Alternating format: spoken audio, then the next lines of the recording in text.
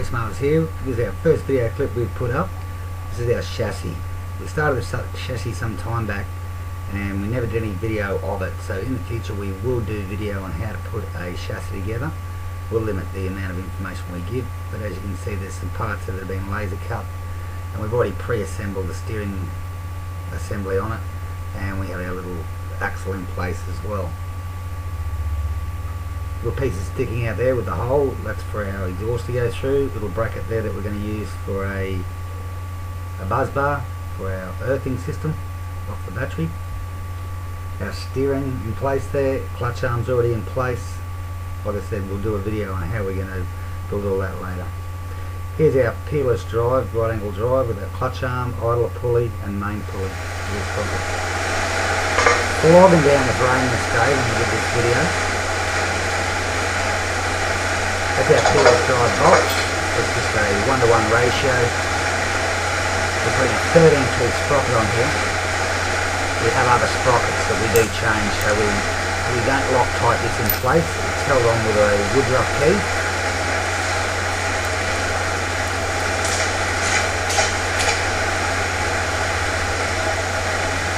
You can see the nut on the bottom shaft there. That'll be the bottom pulley. I didn't show the bottom pulley in this video on how we fitted it, but we all know how to fit a pulley.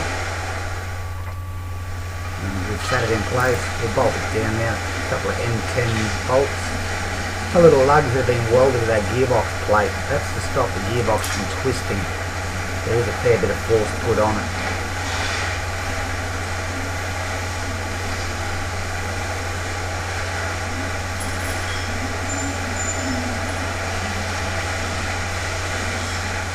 You can hear the washers rattling there, even though I dropped one. You'll hear the washers rattling on the bottom pulley. I slipped that bottom pulley over and put the key in place. That's what's making it so difficult to put these actual bolts in, because the pulley's in the way.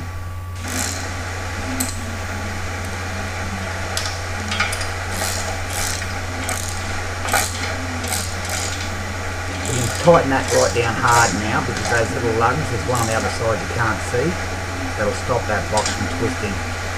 All this was done on a CAD model. You may have seen in my previous video, so we know that all this fits together. And we have had other machines built.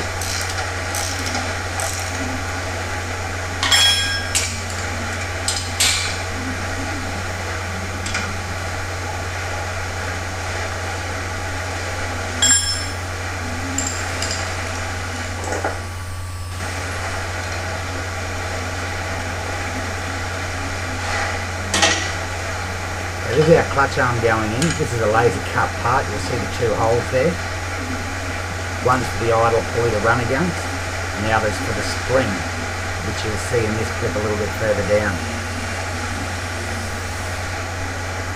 When this was done on the CAD model, we were able to put this through the motion to find out what belt length we needed and how close the idler would come to the main pulley, which you can't see. You will see it a little bit further down the video clip.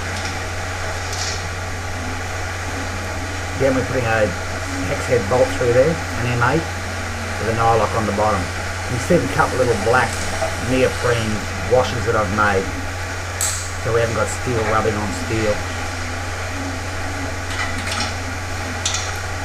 Then we can pinch this up tight, we know it all functions.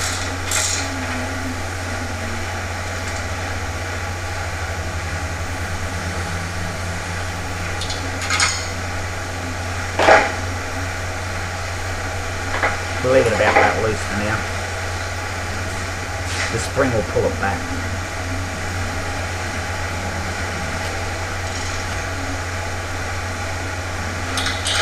Put the bolt into the idler pulley. Now, prior to this video I did cut a sleeve which is on top of the pulley, as you see it go in there. So that way that pulley is at the same height as the rear pulley on the bottom of the peerless drive.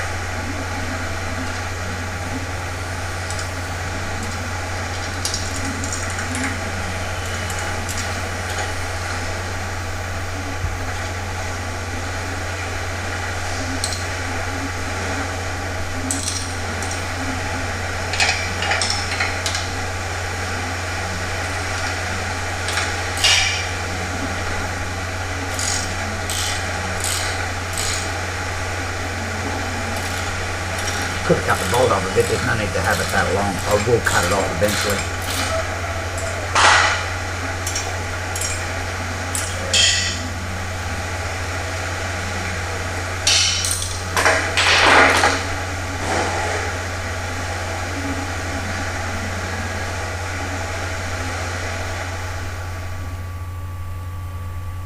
Okay, here's the link rod between the clutch and that clutch arm, the spring tensioner and the spring.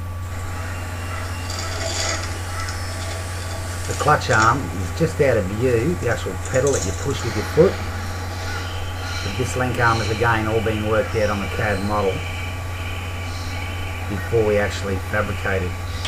So we knew that how far we'd throw the clutch arm by 50mm or 2 inches, that we knew the clutch would disengage, and we've also proven it on previous machines. This bolt here is far too long, it too will be cut down.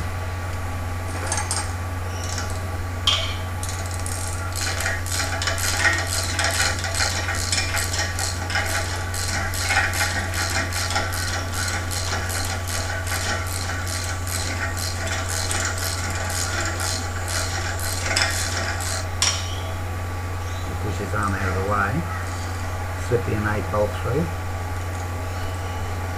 Got a high quality hinge joint on there, or rose joint, whichever country you live in. Tie rod end's another term for them. I didn't bother putting lefts and rights. Once you get this right, to the right length, you don't need to adjust it. So they've just got right hand screws on both. If you need to adjust it, just undo the thing.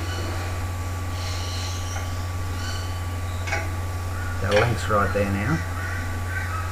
You can just see at the top right hand corner where the idler pulley is, just see the corner of the main pulley, the aluminium pulley. It's only just in shot, but I do show you that in a minute, how close they do come together when I push this trolley back.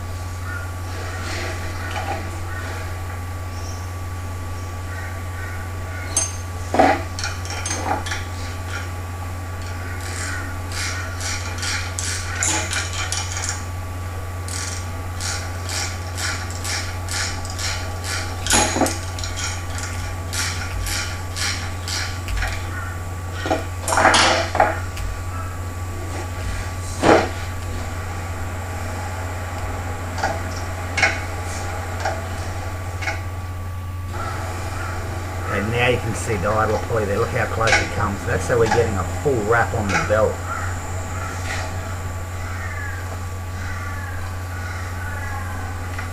And click the spring over in place. Quite important with a clutch to make sure that your idler pulley is pulling back on the belt, hard onto the rear drive pulley, but not being forced back by that link arm that we just connected. It must sit on the spring or it will slip. This bolt could be cut back again. It's far too long. You need to leave it long enough to be able to get it started, and you may have to play with your spring tensions to suit yourself. See how much there I've got to cut off that thread, far too long.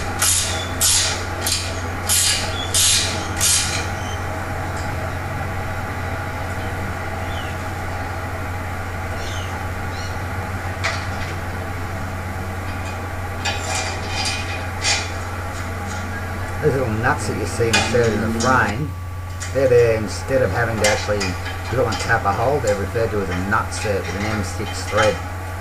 So they were all drilled prior to the powder coat, before I had the frame powder coated. Then we just drill the powder coat and insert the nut. I'll show you that in a later video. I've still got to do the mounts on the right hand side for the exhausters yet. Well, that's it. Stay tuned, subscribe, and I'll see you on the next video. Thanks for watching.